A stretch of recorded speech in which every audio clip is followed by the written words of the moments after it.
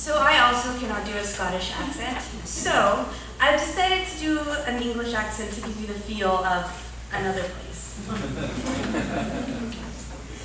The First Mrs. Coulter by Catriona McPherson. Miss Cordelia Grant did not mourn the world of damp dressing rooms, damper lodgings, and Sunday travels in a third-class railway carriage. True, her current role, lady's maid to Mrs. Gilver, was performed on a smaller stage than that of even the lowliest provincial theatre, and her cast of one worked hard at thwarting most of her best ideas when it came to costume. But still, she thought herself lucky. There were men marching for work, women queuing for bread and soup, and her parents' little acting company was reduced to church halls and social clubs. Miss Grant was accordingly grateful for her settled home, steady wage, and security. Sometimes, however, the quiet comforts of rural Perthshire in wintertime failed to satisfy appetites formed during a theatrical childhood, and Mrs. Grant's effort to supplant those comforts only made her chafe the more. Today was typical. Moriarty, wheeled out during the matinee at the Scala, had riled up her lust like a stiff wind in a pile of leaves, and reading The Adventure of the Veiled Lodger in a back issue of the Strand on the way home had worsened matters, for where the pictures were silly and melodramatic, the story was clever and thrilling and left Miss Grant longing for clients to visit her, to pour their agonies into her willing ear, to gasp in astonishment when she deduced all. She would, she decided, put in some practice right here on the Perth to Pick Lottery omnibus, just in case.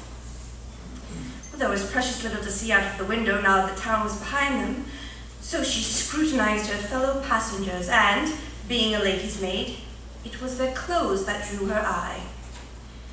The nap of a felt hat that had been carefully brushed, though of average quality. The tiny holes along the hem hinting that a skirt had been taken up to get more wear from it after the fashions changed. The crisp fit across the soldiers on the bespoke coat of a solicitor and the stretched seams and bunched gussets of the ready-made coat of the butcher who sat next to him. Rolled brims, covered buttons, invisible darns, all were of note to Miss Grant. She was so intent on a beautiful lace handkerchief, needle-made, corners turned without a pucker, rosettes, point irons so their petals were cupped, not flattened by pressing, that she had been looking at it for several minutes before she realized it was held to a weeping face. She withdrew her gaze. That was Mrs. Coulter, she thought, and looked back again out of the corner of her eye. Yes, indeed, that was Mrs. Edward Coulter. Edward Ernest Coulter was an architect, but he had married well, took up residence at Benockley Castle and lived there quietly. It was the talk of the country when all of a sudden sailboards went up on the gate lodge and the Coulters removed themselves to a semi-detached sandstone villa where Mrs. Coulter gave piano lessons by the hour. Mr. Coulter was only 50 at the move, but if he had done any more architecting, Miss Grant had not seen him at it. Now, there she was, erstwhile chatelaine of Benockley, sitting on a bus in a gabardine mackintosh that was green with age and thin with washing, her woolen stockings drooping at her ankles, her shoes scuffed pale and snub-nosed from wear. She was poor-looking, even for a piano teacher, and she was still weeping when Miss Grant pulled the cord and climbed down. Her heart sank. She could ape the great detective with her skills of observation, but would surely never get the chance to try the rest of it. Investigation, revelation, and glory.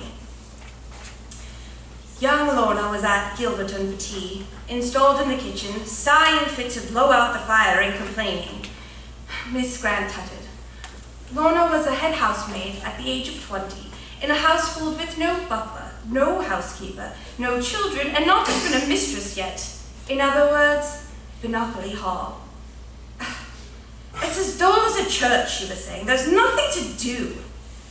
You said he had you clearing out the attic, said Miss Grant. He was Donald Gilver, elder son of her own mistress, Bacchanali's new owner. Lately set up there to grow barley, kill pheasants, and generally stay out of trouble until he was married. The attics are clear, said Lorna, all except some filthy, dirty trunks from the year dot that I am not touching. said Miss Grant. She was beginning to drowse, what with the fire, the tea, and the 2 warm scones she'd eaten. Ancient old things, said Lorna. If EEC wants them, he can come back and get them himself. Miss Grant snapped awake. They're monogrammed EEC, she says. Are there any jewel cases, strong boxes, anything of that kind? Why would you care, said Lorna in her pert way. Ordinarily, Miss Grant would have drawn herself up at such a cheek, but right at the moment she barely heard the girl. Friday found her first in the library, looking up Coulter in the post office directory, and then in Picklottery, on a trim enough street of nice enough houses, unless you are used to a castle anyway. Miss Grant rang the bell at a faded blue door behind a barber, and it opened to reveal Mrs. Coulter, the Honourable Miss Elizabeth Larbert, as was, standing there. Can I help you? The woman said, with no spark of recognition in her tired eyes, either from the bus or the bacchanal years. She was wiping reddening hands on the front of her apron. I'm hoping I can help you, Mrs. Coulter. I'm not interested. She began to close the door. I'm not selling things, said Mrs. Grant quickly. I'm from Gilverton. I think I found something that belongs to you, or your husband anyway. Something, said Mrs. Coulter. At Pinocchio, said Mrs. Grant. Not someone, said Mrs. Coulter. She slumped a little against the jamb, saying, no, of course not. That would be far too good to be true. Possessions of your husband's in the attic, Miss Grant went on, puzzling away all the while at the other woman's curious words. Trunks, they are. I wondered if I might have them delivered to you. There could be something in them of some interest to your family. Mrs. Coulter saw through the nicety and gave a stiff huff of unhappy laughter. They're nothing to do with the family, she said. She gave a look over her shoulder and lowered her voice. Just burn them or do what you will. And if what I decide to do is sort through them and sell what I can I bring you the money? Mrs. Coulter gazed at her for the time it took to breathe in and out twice without hurrying. Then she blinked. From Gilverton, she says. Are you one of the servants?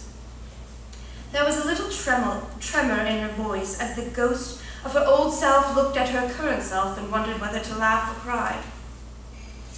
What happened? Said Mrs. Grant. What on earth happened to you?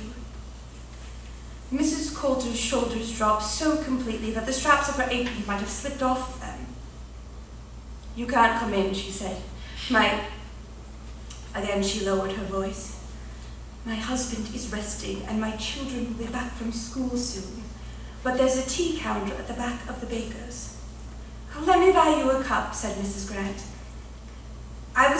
It was excellent tea, blistering hot, the color of teak when milk went in, and fragrant too. Proper leaves, Miss Grant concluded, not those sweepings in little sacks that were enjoyed such a vogue. Mrs. Coulter got a bit of color in her thin cheeks as she sipped. By the time she was halfway down the first cup, she was ready to begin. My husband, she said, was married once before, briefly. I didn't tell my parents. It was hard enough. Miss Grant nodded. It certainly would have been trying to sell an architect of all things to Sir Stephen and Lady Larbert. Better than a doctor, at least, since he would not hand Lady Larbert into a carriage with hand that had just left off examining a rash. But an architect was not a gentleman, and their daughter was a lady. He was young, Mrs. Coulter went on. It was in New York. She was very glamorous by all accounts, but quite outside society. Quite outside. She was theatrical. Miss Grant would hardly tremble at that, and emboldened by such a calm reception, Mrs. Coulter went on. Burlesque, actually. Miss Grant did have to work just a little to keep her eyebrows straight. But she managed, and so Mrs. Coulter, after swallowing a strengthening mouthful of tea, finished with a hoochie-coochie girl by the name of Zaza Zita. He was a stage door Johnny, and no bones about it. He saved her. Well, good for him, said Mrs. Grant. From what? Oh, she was in a very rough crowd, down in that part of New York called the Bowery or the Battery or some such outlandish place.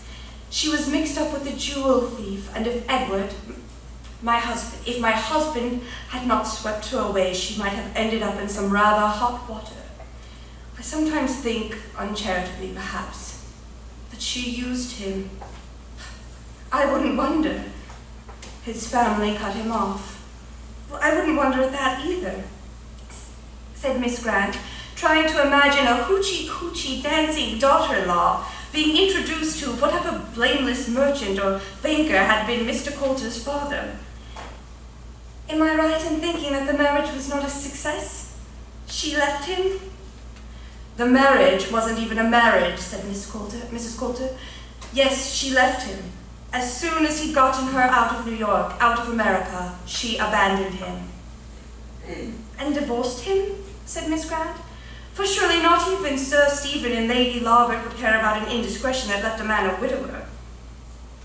She had no grounds, cried Mrs. Coulter. My husband is as loyal as the day is long. Too loyal to divorce her? Asked Miss Grant.